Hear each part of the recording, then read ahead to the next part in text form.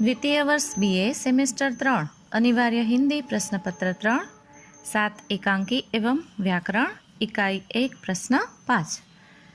Upendranath ask का व्यक्तित्व एवं कृतित्व को स्पष्ट कीजिए।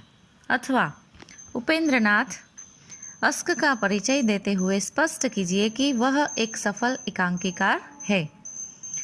उत्तर उपेंद्रनाथ अस्क का जन्म पंजाब प्रांत के जालंधर नामक नगर में 14 दिसंबर 1910 को हुआ था। इनके पिता माधोराम एक स्टेशन मास्टर थे। आपने मैट्रिक और BA की परीक्षा जालंधर के DAV कॉलेज से पास की। BA के बाद वे अपने ही स्कूल में अध्यापक नियुक्त हो गए। आपने सन 1933 में अध्यापन कार्य छोड़कर साप्ताहिक पत्र भूचाल का संपादन कार्य संभाला। सन 1934 में संपादन कार्य को छोड़ लॉ कॉलेज में प्रवेश लिया और सन 1939 में लॉ की उपाधि प्राप्त की। ऑल इंडिया रेडियो से भी जुड़े रहे। आप संगीत नाटक अकादमी द्वारा सम्मानित किए गए। आपको सोवियत लैंड पुरस्कार भी मिला हुआ है। हिंदी साहित्य जगत में अपनी अमिट छाप छोड़ने वाले अस्क जी का निधन सन 1988 में हो गया। अस्क जी ने हिंदी के उपरांत उर्दू में भी लिखा है। नवरत्न और भरत की फितरत 2 कहानी संग्रह उर्दू भाषा में छपे हैं। उनका हिंदी में प्रथम कहानी संग्रह जुदाई की शाम गीत था, जो 1933 में प्रकाशित हुआ था। उनकी रचना संसार काफ़ी विस्तृत है। उसके नाटक है पराजय, स्वर्ग की झलक, कैद और उड़ान, अंजो दीदी, पत्रे, छठा बेटा इत्यादि। उसकी एकांकी है पापी वेश्या, अधिकार का रक्षक, लक्ष्मी का स्वागत, झोंक, पहली, आपस का समझौता, पर्दा उठाओ और गिराओ, साहब को जुकाम है, चरवाहे, खिड़की इत्यादि। उसके उपन्यास है गर्म राख, बड़ी बड़ी आँखें, गिरती दीवारें, एक नन्ही कंदोल, शहर में घूमता आईना इत्यादि।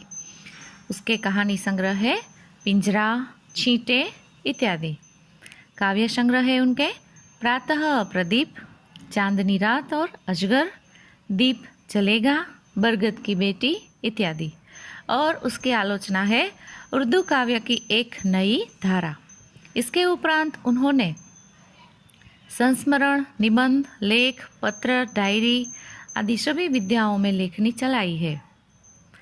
मंटो मेरा दुश्मन उनकी संस्मरणात्मक रचना है। अस्क जी ने चेखव, स्टीनबैंक, दोस्तोयेवस्की के उपन्यासों का अनुवाद भी किया है। अस्क जी की रचनाओं की मुख्य विशेषता उनकी भाव संपदा और मध्यम वर्गीय जीवन का अत्यंत बारीक विवेचन है। नाट्य कला की दृष्टि से अस्क जी के नाटक एवं एकांकी अत्यंत सफल माने जाते हैं। सामाजिक, राजनीतिक, मनोवैज्ञानिक, व्यंग्यात्मकता आदि अनेक प्रकार के एकांकियों की रचना की है। इनमें विषय एवं कलागत दोनों दृष्टि से वैविध्य देखने को मिलता है। इन्होंने आधुनिक भारतीय समाज की समस्याओं को मनोवैज्ञानिक ढंग से प्रस्तुत किया है। रूढ़ियों, परंपराओं के बीच के फंसे मध्यम वर्ग के प्रेम, ध्रुणा, हर्ष, विषाद आदि अनेक पहलुओं को अस्क जी एकांकियों के माध्यम से प्रस्तुत करते रहे हैं। पारिवारिक जीवन की समस्याओं को आधार बनाकर आपने मध्यम वर्गीय परिवारों की स्थिति को ही प्रस्तुत किया है। पापी एवं लक्ष्मी का स्वागत एकांकियों में मध्यम वर्गीय परिवार की विषमताओं का ही वर्णन है। अस्क जी की नाट्य कला अत्यंत सराहनीय है। उनके शिल्प में हास्य और व्यंग्य अत्यंत सहजता से गुथा है। रंगमंचीय एवं संकेतों के द्वारा वे रचना के अधिक नजदीक जाते हैं। वास्तव में उनकी तमाम रचनाओं में आए पात्र जीवन में यत्र तत्र बिखरे हुए सजीव पात्रों की अनुभूति कराते हैं। एकांकियों में संवादों की स्पष्टता, सादगी तथा अर्थपूर्णता का भी सफलतापूर्वक निर्वाह हुआ है। एकांकियों के संवाद कहीं भी बोझिल दिखाई नहीं देते। संवाद की भाषा सरल, चुस्त एवं व्यंग्य से भरपूर है। शैली मुहावरेदार है।